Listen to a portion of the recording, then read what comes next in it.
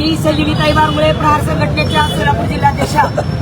आज आम्ही दिव्यांगाच्या विविध मागण्या घेऊन कलेक्टर कार्यालयासमोर आंदोलनाला बसलेलो आहोत. त्या मागण्या म्हणजे अशा आहेत की शासन निर्णयाप्रमाणे आमदार खासदार निधी जो वर्षाला 30 लाख असतो तो खर्च केला जात नाही, तर ती कलेक्टर साहेबांनी तात्काळ त्यांना आदेश द्यावे. दिव्यांगाचा जो नियोजन समितीचा निधी असतो 1% तो खर्च केला जात नाही. दिव्यांगाचा 5% जिल्हा परिषद पंचायत समिती नगरपालिका नगरपंचायत इथं निधी असतो तोही खर्च केला जात नाही. अंत्योदय योजनेमध्ये दिव्यांगाचं समायोजन केलं जात नाही.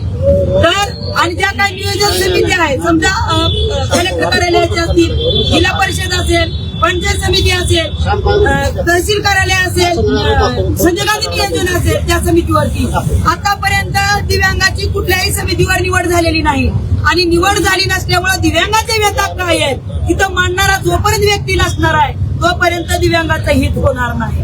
तर आता अधिवेशन साहेब चालू आहे. त्या अधिवेशनामध्ये आतापर्यंत तुम्ही बघताय दिव्यांगाची व्यथा आतापर्यंत कुणी मांडलेली नाही.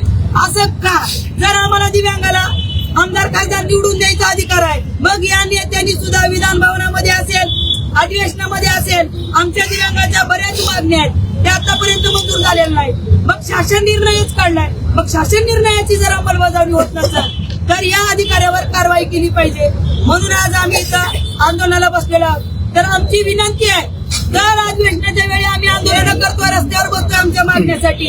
असं किती दिवस बसायला लावणार आहे? आमच्या दिव्यांगाचे विभाग 23 प्रकारचे दिव्यांग इथं आलेले आहेत. दर वेळेला मागणीसाठी आमच्या दिव्यांगाला कार्यालयासमोर बसावंच का?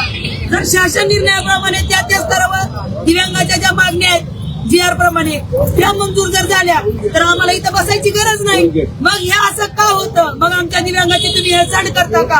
आमदार बच्चू कडूंच्या माध्यमातून माझे आमदार जे आहेत त्यांच्या माध्यमातून अनेक वेळा प्रश्न मांडण्यात आले, त्याच्याची काही पूर्तता झाली नाही का? हो, होती ना. काय करतात? आम्ही मध्ये बघितलं की आकाशवाणी आमदार निवास ताब्यात घेतलं, नागपूरला आंदोलन केलं, वारंवार आम्ही आंदोलन करतोय. मग मंत्रिमंडळ येतं, आश्वासन देतं आणि त्याच्यावर बैठका बसवू म्हणतं आणि काहीतरी तुटपुंज. आता बघितलं 6,000 पेन्शन आम्ही मागत होतो, तर 6,000 पेन्शन वरनं कुठे 1,000 रुपये वाढवले. आता 1,000 रुपये वाढवले तर 2,500 झाले. परंतु हे 2,500 दिव्यांगापर्यंत देण्यासाठी त्यांनी परत काय केलं की आधार कार्ड आणि UDID कार्ड त्याला लिंक करा. बऱ्याच दिव्यांगाला काही या गोष्टी माहित नाहीत आणि माहीत झाल्यानंतर ज्यावेळी दिव्यांग ऑनलाईन करतं आणि संजय गांधी ऑफिसला देतं तर त्या ऑफिसमध्ये त्यांनी काय करायला पाहिजे की ज्या दिव्यांगानं दिलेला आहे तर त्याची एक पोच दिली पाहिजे. परंतु असं जमा करतात काय होतं आणि नंतर ज्यावेळी पुढच्या महिन्यात विचार केले ती दिलंच नाही म्हणतात. आता जिल्हाधिकारी कार्यालयातून बोलण्यात आलं तुम्हाला? आलं की आमचं हे निवेदन आम्ही जिल्हाधिकारी साहेबाला देणार आहे.